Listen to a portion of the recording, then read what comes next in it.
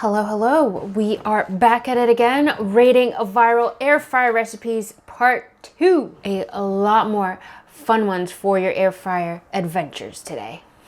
Welcome back to another episode in my rating viral recipe series where I sort of scour the internet, go on the hunt for the best viral recipes, and I'll consolidate, test, review, and rank so you can decide which ones are worth doing. For my last air fryer recipe video, I feel like a lot of us found some really useful ones, and honestly during that whole research process I found so many more that I was curious to test out in the kitchen. Today is basically finally the follow-up to that video where I have another curated list, 8 viral air fryer recipes, some of which look very delicious, some of which I feel like need a little bit more trial and error, but all of which I think would be useful for you to have in your arsenal. Maybe by coincidence, a lot of the recipes have some sort of ingredient overlap today. So the plus side is, if you wanted to, you could honestly probably make them all. With that said, let's get into it.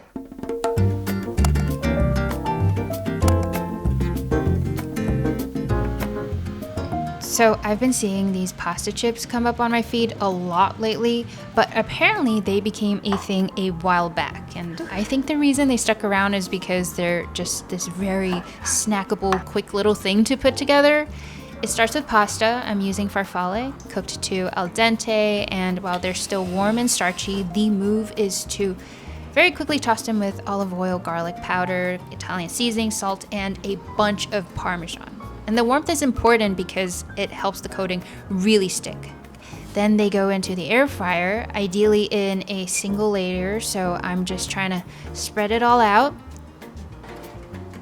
Let that do its thing, giving it a solid shake halfway through, and this is what they should look like after. And this is honestly why I love the bow tie shape for this so much. All those little edges and folds get really crispy while the thicker center stays slightly chewy. So you get this really satisfying texture contrast in every little piece.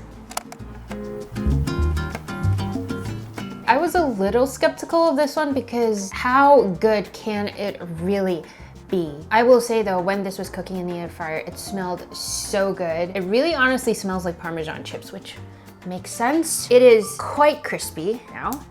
It just breaks apart very easily. You can also see how there's like the little bubbles in the dough. The part about not washing the pasta, so then the seasoning can really cling onto every little crevice in here. As you can tell, very, very crunchy. Kind of reminds me of eating a crouton. A bigger, thicker, very flavored crouton. Because ultimately pasta is made out of wheat, right? This is fried dough. The only thing I will say is that the pasta still has a little bit of a bite to it, slightly more chewy. So if you like that texture, air fry it for less. If you don't and you want it more crispy, air fry it for a little more. Flavor-wise, no complaints there. It is extremely well seasoned. I would give this an 8 out of 10. It's a solid snack to make. I don't think it's my top choice for a snacking chip, but if I'm in a pinch, sure, why not?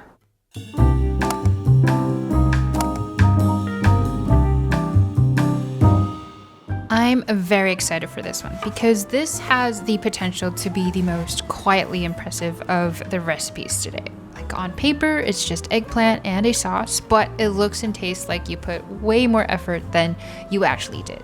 The key is this crisscross scoring on top, just these shallow diagonal cuts. It looks great, but it's also functional because it's really gonna help the glaze sink in later. Right now though, into the air fryer with just a bit of oil on top until it's tender and starting to char at the edges. While that's going, the glaze, which has all these ingredients, miso, mirin, soy sauce, etc., just stirring it all together. It's a very simple sauce that just smells incredible. All there is to do then is to just brush that miso-glaze then generously over our golden brown eggplant, making sure to get every little bit of that surface. So now it can go back in for about 2 to 3 minutes. I will say watch it closely because it will go from perfect to burnt to very fast, but time it right and you'll get this perfectly caramelized, sweet savory situation. A little bit of lime zest on top, along with some sesame seeds, some scallions, maybe even a squeeze of lime. It looks divine.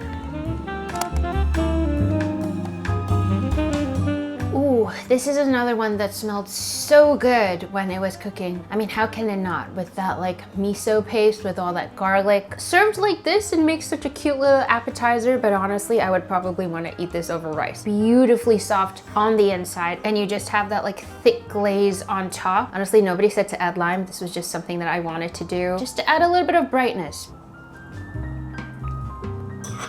Yeah, that crisscross pattern is such a small move, but I feel like it really allows the flavor of the glaze to sort of permeate the inside. So every bite is just like, just the right balance of that flavor and then the soft tenderness of the eggplant. I like this one a lot. I think because eggplant, I feel like is sort of intimidating sometimes for people to cook with. Even myself, I don't really cook with eggplants that much. I think this is a much more approachable way. If you don't like this glaze, like you want to try a different glaze, just like crisscross pattern, throw it in the air fryer and then glaze with whatever you wanted. I'm gonna give this a 9 out of 10. Just a really, really solid dish. Extremely beginner friendly, I should say. Into it. And before we move on to the next recipe, I just wanted to give a quick shout out to Tyfer, who is also the sponsor of today's video. As you can probably tell, I have already been using their air fryer, the Tyfer Dome 2 air fryer. And even before talking about anything technical, I just want to say how much I appreciate the amount of surface area that's in here. This is the reason why I can finally test some new recipes I haven't been able to do before. I can make a lot more, a lot faster. What's really cool about this guy is it's 360 dual heating. So there's actually dual heating elements on both the top and the bottom. Everything cooks way more evenly. Just feels a lot more consistent, which I appreciate. It actually has 15 different cooking functions, including grill, reheat, dehydrate, even dedicated modes for like pizza and steak. It also has a self-cleaning mode, which if you air fry as much as I do, you'll know that that is incredibly helpful. Link is in the description box below. As always, if you want to check it out, you can use my code, which I'm going to put right here. With that said,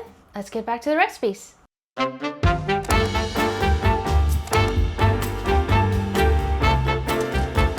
So this one's a viral classic, the air fryer basque cheesecake, which apparently promises something close to a 90% success rate for an ooey gooey cheesecake.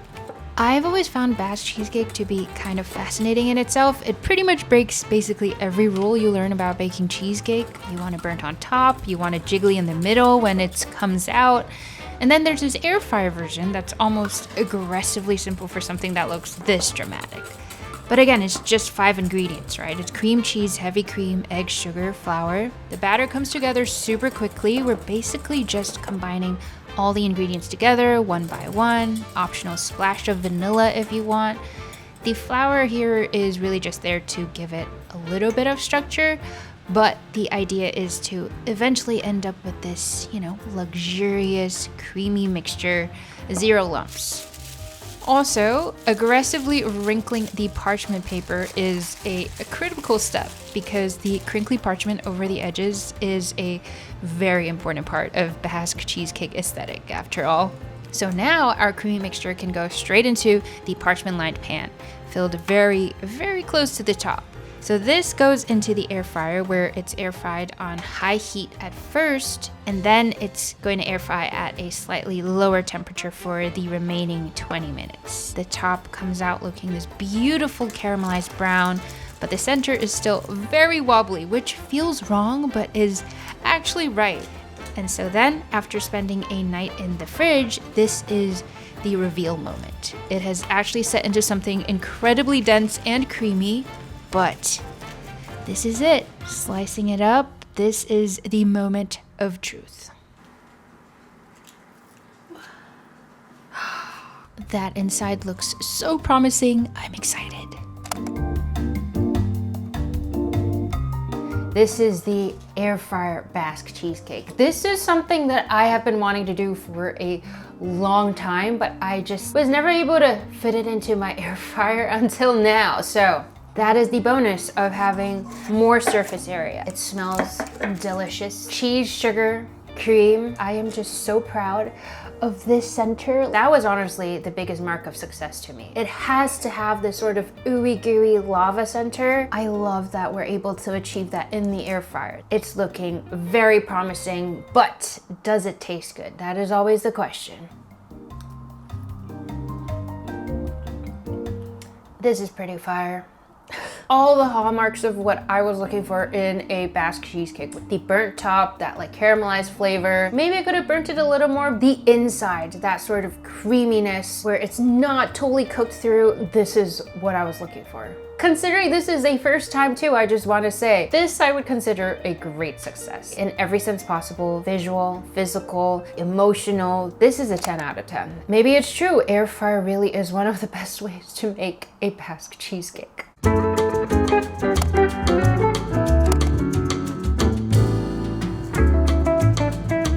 Okay, I have to admit I came into this one a little skeptical because salmon bites feel like something that could easily go dry or weird in the air fryer, but the results looked so promising I had to give it a shot. Just really make sure to keep the chunk chonky here too for the ideal bite.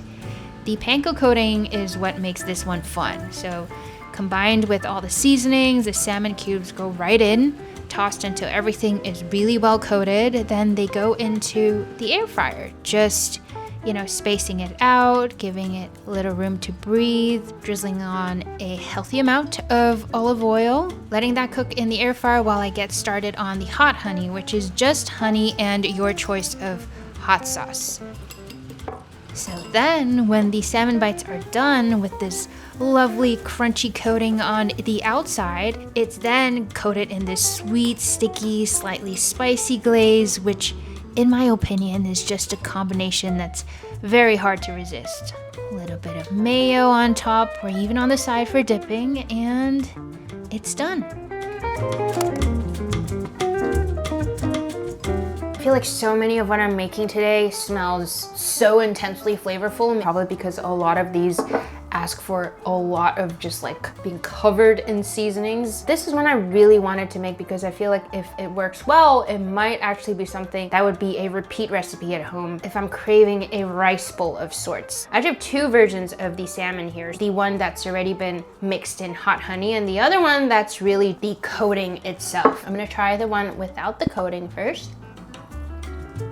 Honestly, even just on its own, it has so much going on already. It's like eating fried chicken, but like salmon. Because of how we kind of cut it into more chunkier cubes, it allowed the salmon to retain a lot of that moisture still. So it still is perfectly fall apart tender, which is very, very important to me. Now to try this hot honey covered version. A lot more soggy.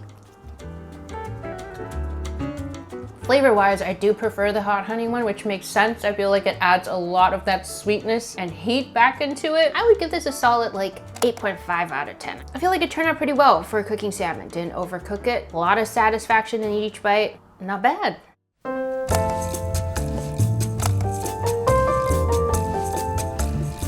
We've heard of smashed burgers and smashed potatoes, but what about smashed broccoli? And with cheese at that.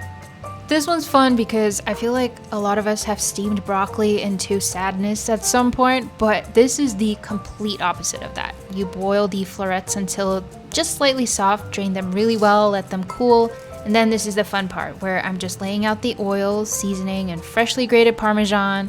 So then all there is to do is just smash the broccoli flat onto the parchment lined tray with the bottom of a glass.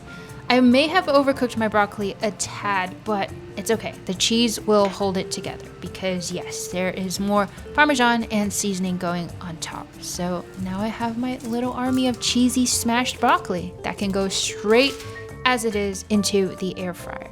And what happens with the broccoli is kind of amazing. All those jagged edges and uneven surfaces, they get super crispy, almost lacy. The Parmesan caramelizes into this nutty crust and it just ends up tasting like something you'd actually crave. Not healthy food that's pretty good, just actually good. As someone who's a fan of smashed potatoes, this is a revelation. Here we have it, broccoli Parmesan crisps. Look at how the cheese has just melted all over to create this perfect crisp. Slightly different from the pasta chips. This is freshly grated Parmesan, so this actually gives you something a lot more like Parmesan crisps. They said your choice of seasoning, so that's why I went with the everything bagel seasoning, but go ham. I was a little worried that the broccoli wouldn't crisp up, but honestly, this one crisped up pretty well. It is a little soft in the middle here, but overall, I'm impressed. I didn't think it was gonna crisp up this much. intensely cheesy as expected with all that Parmesan that was in there. Again, I don't think the broccoli fully crisp up completely, especially the stem here. I think it is a little softer. If I did this again, I might just smash it even more to make the broccoli even thinner. This is almost perfect over here. I'm not mad about it. I feel like it's a great alternative for like a side dish, you know, instead of like smashed potatoes or, you know, crispy Brussels sprouts. If you want something that's like savory, but still a veggie of sorts, this could be a fun idea. The only thing is I think it does take quite some time. Boil the broccoli, then you have to dry it, then you have to cook it for longer because the broccoli has so much moisture. That's kind of the part where I would dock more points. 6.5 out of 10. The end result is great. I just feel like it took us a lot longer than I would have liked to get here.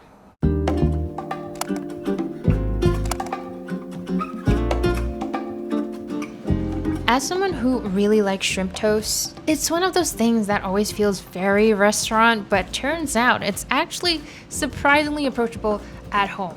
And this version actually swaps out the toast for seaweed, which kind of makes them into even more perfect little snacking bites. So I was curious. The shrimp paste comes together really quickly, starting with some shrimp that I chopped up finely until it's almost paste-like, and then everything else goes in. The cornstarch, the garlic, soy sauce, sesame oil, a little bit of scallion, white pepper, and egg white. So I'm just giving that a good mix until it's the right amount of goopy and somewhat scoopable. So then on the other side, I'm prepping my seaweed. The seaweed I'm using is really just the same one we use for sushi, cut up into these small squares, so I can then spread my shrimp paste on top, just a thin layer so the seaweed doesn't get overwhelmed.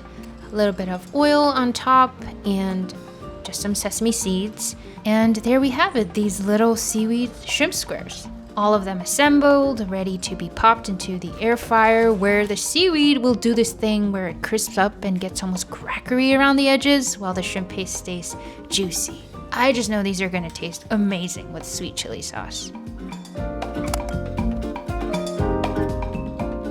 This is a very interesting take on shrimp toast, which I feel like is another very popular air fryer recipe. But I really wanted to try this one because it sort of becomes this very compact snack that is even more protein forward, if you will. I wasn't expecting the seaweed to shrink and wrap around the shrimp like this. It makes it into this perfect little snack size. You can see this is what it looks like on the inside, where you all that filling. There's actually quite a good bit of shrimp in here. Sweet chili sauce. I knew I was gonna like this. I love shrimp toast a lot. This to me is sort of the perfect snack. Or, you know, girl dinner of sorts. Honestly, I could even see myself putting this into like a lettuce and eating it as a lettuce wrap. It's just such like the perfect sized bite where I feel like you get the satisfaction of a shrimp toast, but again, just like a lighter version. And now that you've seen it, this shrimp paste really isn't that hard to make at all. Pretty happy with this one. I would give this an 8 out of 10. It tastes good. It's a pretty fun presentation too. Would make this again.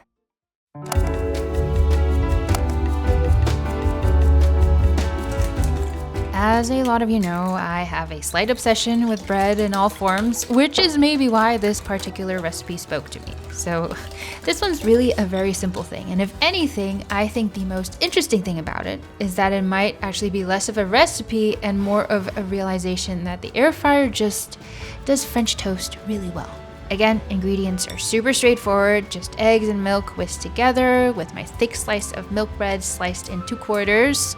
They're dunked into the egg mixture, soaked on all sides, and then air fried for about 5 minutes on each side.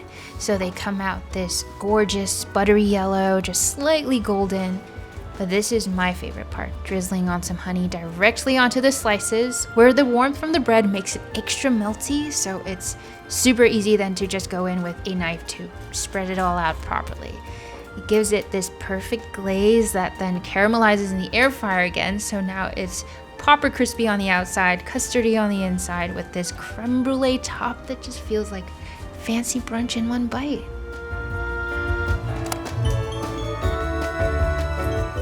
As you probably know already, I was very looking forward to this one because who doesn't love honeyed French toast? Also that moment when I like took it out of the air fryer and you could still see it sort of like bubbling on top. Ooh, that was a beautiful sight. I am somebody who normally exclusively uses my toaster to make bread, so I don't experiment with the air fryer as much when it comes to toast, but this one looks so promising. Beautifully golden brown on quite literally all sides. We'll see if it actually tastes as good as it looks.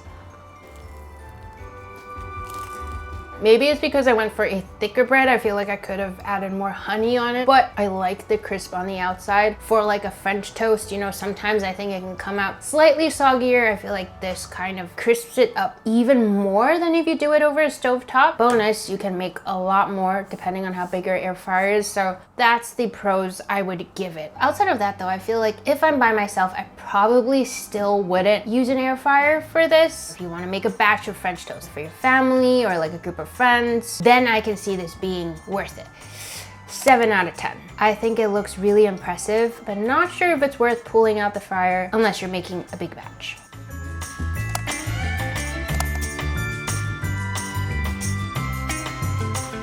So this one is very much about the sauce. Bang bang sauce to be specific. It's creamy and very much so on the sweeter end of sweet and spicy, which I'm generally a fan of.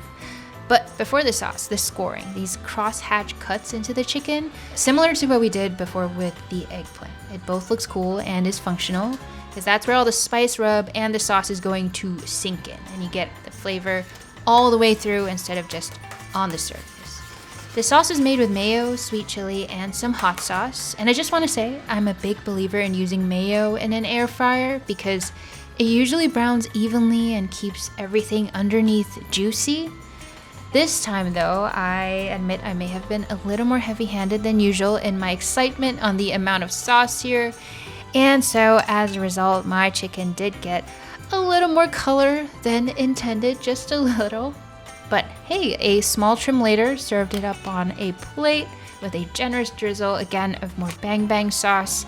And I think it looks equally as impressive. Ooh. I have really high hopes for this one because it just looked so good. Bang bang shrimp, bang bang chicken, you know, just the idea of something that's deep fried, air fried, and then covered in sauce. I will say though, right off the bat, the timing is very essential. Slathering this chicken in mayo means that it is going to be prone to burning. Sort of what happened on the other side here, and we're not going to talk about it. But we're just still going to give this a try. The flavors are promising in here.